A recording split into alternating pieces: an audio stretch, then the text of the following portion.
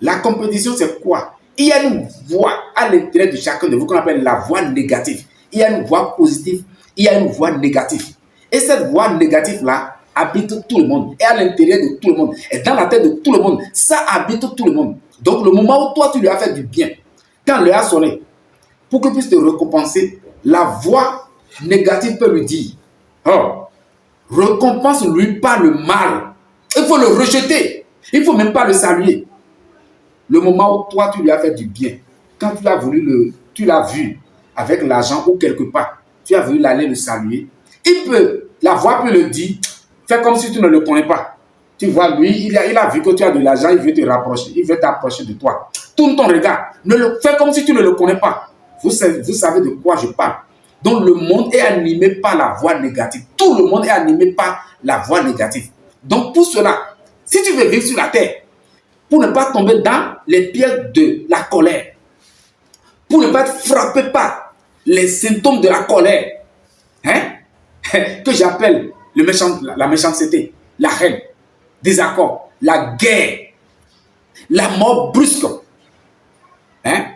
Alors, c'est comme ça que tu dois te comporter. Quand tu veux faire quelque chose à quelqu'un, dans ta tête là, il faut dire, j'ai fait ça à moi-même, je ne veux pas le retour.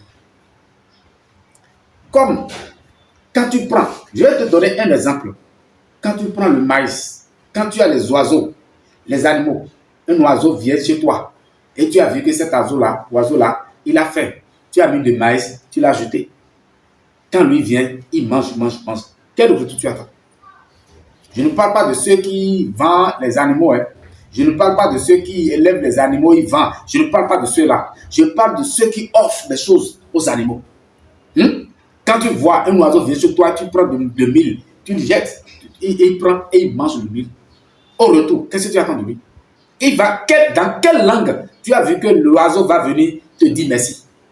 Par quelle langue? Par quel moyen tu as vu que l'oiseau va venir te dire merci? Non. Donc, quand tu vois un mendiant au bord de la voie en train de demander, tu lui donnes à manger, de l'argent, d'habits, de la nourriture. De quelle façon tu es en train d'attendre que le mendiant te dit, d'abord, si le mendiant ne parle pas ta langue, ou c'est un sou, et il n'attend pas, il ne parle pas. Vous comprenez? Alors quand tu donnes à quelqu'un, dans ta tête là, il faut savoir qu'il ne faut pas attendre le retour. Si jamais tu dis que j'ai donné, j'attends qu'au retour, il va me donner ça, il va faire comme moi, mais j'ai fait, alors tu as tort. Parce que l'homme est animé de la voix négative. Le moment où toi tu attends qu'il te reconnaisse ça, il te retourne ça, c'est ce moment-là que la voix négative va présenter pour lui dire, fais le contraire.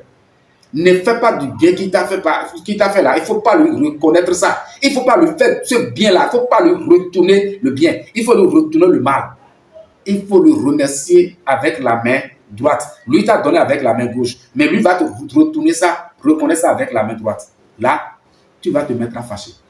Mais depuis que tu es né, tu n'as pas vu que celui qui fait du bien et celui qu'on décevoit là, c'est lui qui se met en colère et c'est lui qui est frappé par les symptômes de la colère. C'est lui qui est paralysé sur le lit de l'hôpital là-bas.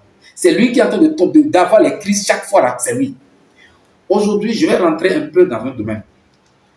Domaine où on dit que, par exemple, un homme dit, toi tu dis que tu es un papa. Tu as des enfants. Tes enfants. Pour vous dire, ce qui est en train de se passer aujourd'hui, aujourd'hui quand on va au cimetière, on va réveiller les morts. Je parle bien. Écoutez-moi très bien. On va réveiller les morts, qui sont les gens qui sont déjà enterrés. Je prends 100 hommes. On va réveiller 100 hommes. 100 hommes,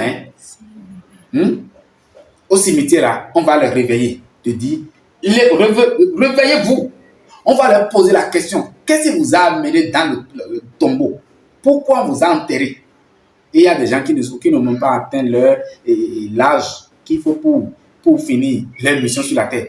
On va réveiller les gens comme ça, là, sans, pour leur demander qu'est-ce qui les a amenés dans le tombeau. Je te dis, écoutez-moi très bien. C'est à peine tu vas trouver 5 qui va te dire autre chose. Sinon, ce qui les a amenés là, c'est la colère. C'est que ça dit, les gens, on les a décevoir. Voilà. Ils sont décevrés. Déçus, très bien, c'est le mot. Ils sont déçus. Ils sont déçus des retours. Parce que toi, tu dis que tu es un papa. Tu as les enfants. Tu les as nourris. Tu les as mis à l'école. Tu as dépensé sur eux.